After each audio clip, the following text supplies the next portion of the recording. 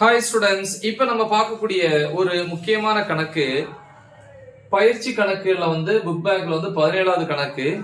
அதாவது அலகு 4ல மாறுதிசை மின்னோட்டமும் மின்காந்த தூண்டலும் அல்லது மின்காந்த தூண்டலும் மாறுதிசை மின்னோட்டமும் அப்படின்னு சொல்லி கொடுத்திருப்பாங்க. அந்த அலகுல இருக்கக்கூடிய மிக முக்கிய கணக்கு 17வது கணக்கு புக் பேக்ல என்ன அப்படிங்கிறது பார்ப்போம். Year question. 220 வோல்ட் மின்மூலத்துடன் இணைக்கப்பட்ட ஒரு இறக்க மின்மாற்றியானது 11 வோல்ட் 88 வாட் விளக்கை செயல்பட வைக்கிறது. முதல் கேள்வி, மின்னழுத்த வேறுபாடு மாற்ற விகிதம் மற்றும் இரண்டாவது முதன்மை சுருளில் மின்னோட்டம் ஆகியவற்றை கணக்கிடுக. ஒரு இறக்க மின்மாற்றி படம் வரைஞ்சிருக்கேன். சோ இந்த இறக்க மின்மாற்றியில பாத்தீங்கன்னா முதன்மை சுருள்ல சுற்றுகளின் எண்ணிக்கை அதிகமா இருக்கு, துணை சுருள்ல சுற்றுகளின் எண்ணிக்கை குறைவா இருக்கு. ஓகேவா? சோ இது இறக்க மின்மாற்றி. ஏற்ற மின்மாற்றியை பொறுத்த வரைக்கும் இங்க சுற்றுகளின் எண்ணிக்கை குறைவா இருக்கும், இங்க அதிகமா இருக்கும். ரைட், இப்போ வருவோம். இது பாத்தீங்கன்னா முதல்ல ஒரு மின்மூலங்கிறது நம்ம மின்மாற்றியில ஏசி மாறுதிசை மின்மூலத்தை தான் கனெக்ட் பண்ணுவோம். அப்ப இது உள்ளீடு, இங்க வெளியீடு. உள்ளீடு எவ்வளவு கொடுக்குறீங்க? 220 வோல்ட். அப்ப உள்ளீடு மின்னழுத்தம் பிரைமரி வோல்டேஜ் சொல்லுவாங்க, முதன்மை சுருள் பிரைமரி 220 வோல்ட்.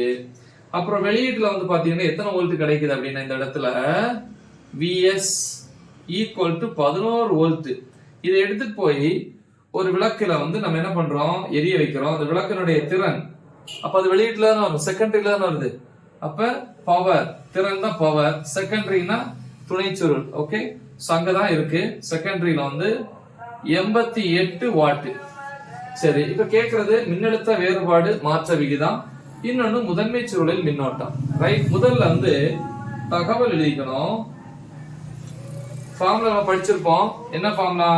இந்த இதுல மெயினா படிச்சிருப்போம். NS by NP equal to VS by VP equal to IP by IS equal to K. இந்த K தான் மின்னழுத்த மாற்ற விகிதம் அப்படின்னு சொல்லுவோம். NSங்கிறது துணை சுருளின் சுற்றுகளின் எண்ணிக்கையை பொறுத்து தான் துணை சுருள மின்னழுத்தம் இருக்கும்.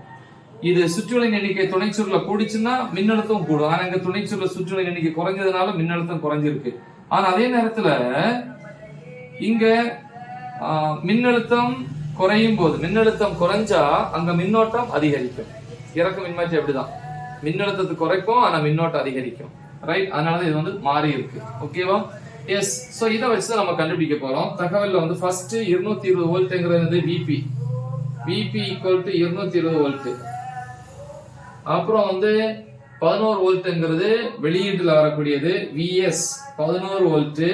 அதே மாதிரி வெளியீடு துணை சுருள்ல அந்த விளக்கு கனெக்ட் பண்ணிருப்பீங்க, அந்த விளக்கினுடைய திறன் power PS equal to 88 what, 88 what.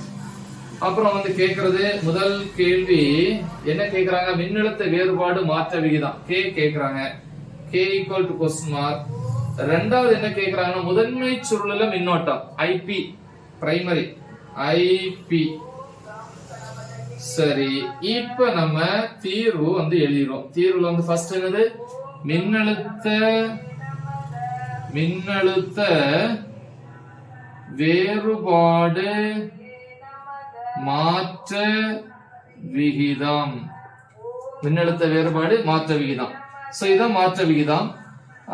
நம்ம இதெல்லாம் தெரிஞ்சா ஈஸியா சால்வ் பண்ணலாம். இது ஏதாவது தெரிஞ்சாலே போதும், எல்லாமே ஒண்ணு பண்ணி ஈக்குவல் தான், சமம். அப்ப நமக்கு VP VS தெரியும். இதெல்லாம் VP தெரியும், VS தெரியும். அப்ப VS by VP equal to K எழுதலாம் இல்லையா? எல்லாமே ஈக்குவல்னா அப்ப இதுவும் சமம் தான். அப்ப இந்த ஃபார்முலா எழுதிக்கலாம் இல்லையா? அப்ப K is equal to VS by VP. அப்ப K equal to VS அளவு 11 வோல்ட் by VP அளவு 220. இப்ப இதை டிவைட் பண்ணீங்கன்னா இதுல ஒரு 11, இதுல 2 0. அப்ப 1 by 20. அப்ப K equal to 1 by 20 இப்படின்னு எழுதலாம். அது 1:20. சரி, அடுத்து ரெண்டாவது என்ன கண்டுபிடிக்கணும் அப்படின்னா முதன்மை சுருள்ல மின்னோட்டம், அதாவது IP கண்டுபிடிக்கணும்.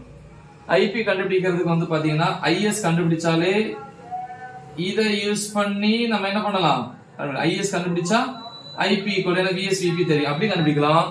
நமக்கு தெரியும் we know that என்ன அப்படின்னா திறன் சமம் P is equal to V into I. சரியா?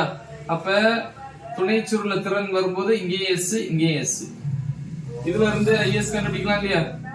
அப்ப IS equal to அங்க வச்சுக்கோங்க, இது கீழே கொண்டு வாங்க. PS by BS equal to PS இத கண்டுபிடிச்சது எவ்வளவு? 88 கொடுத்திருக்காங்க.